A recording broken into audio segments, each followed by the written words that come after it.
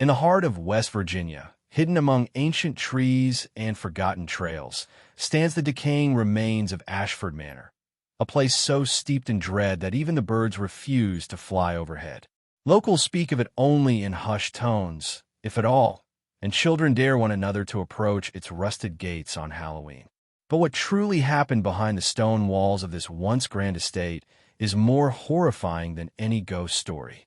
The Ashford family, once hailed as aristocrats of medicine and intellect, practiced a form of science so grotesque, so inhuman, that the government itself buried their legacy beneath layers of sealed files and official silence. Until now, the Ashfords arrived in Black Hollow in the spring of 1822. Dr. Alaric Ashford, a renowned surgeon from New York City, had purchased 300 acres of remote forest land, claiming he sought a quiet place for research.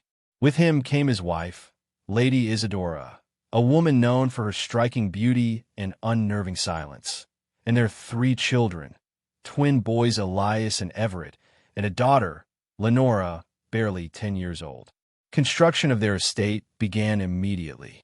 Locals watched with growing unease as dozens of foreign workers toiled day and night, building a Gothic mansion of dark imported stone, complete with spires, stained glass windows, and, most curiously, a vast underground level that required weeks of digging and reinforced concrete. Though they rarely mingled with the townsfolk, the Ashfords cultivated a reputation of generosity, funding schools, churches, and even a local clinic.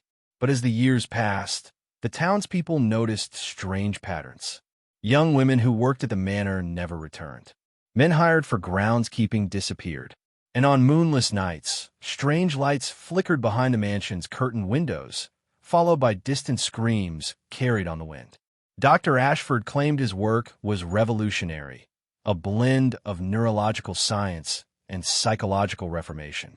He spoke of cleansing the human mind of sin and madness through surgical precision and spiritual discipline.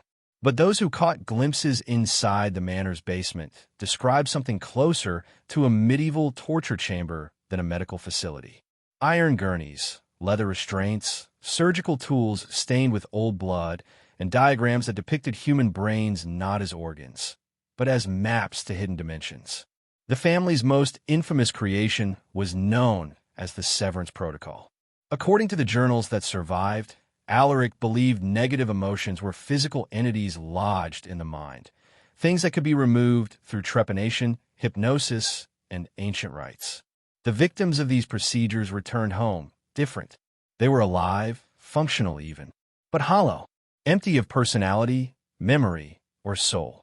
One woman, committed by her husband for melancholy fits, came back unable to recognize her own children.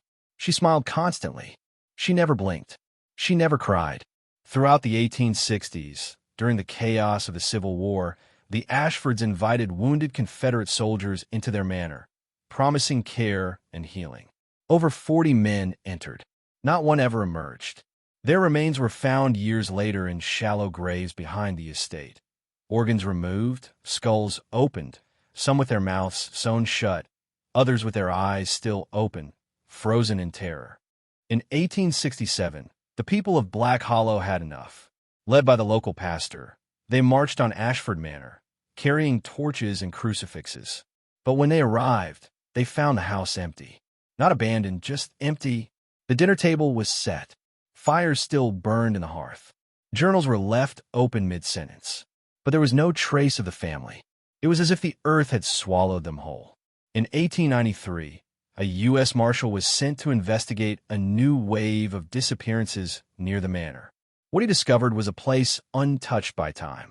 Deep beneath the house, he uncovered a laboratory that defied comprehension.